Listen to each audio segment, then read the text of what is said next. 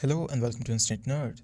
In today's video, I'm going to teach you how to enable virtualization in Windows and Windows 10. If this video helps you, then consider subscribing and liking the video. First, open Windows Settings and click on Windows Update and Security. Now click on Recovery and then click on Restart Now. Once this menu opens, click on Troubleshoot. Now click on Advanced Options. Out of all these options, you have to click on UEFI firmware settings. Click Restart to enter System BIOS.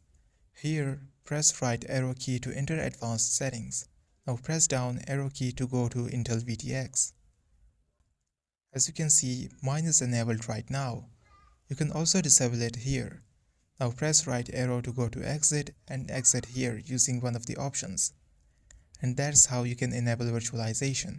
Your BIOS might be a little bit different, but it's fundamentally the same. This was for today's tutorial. If you enjoyed this video, then make sure to give this video a thumbs up and subscribe to Instant Nerd.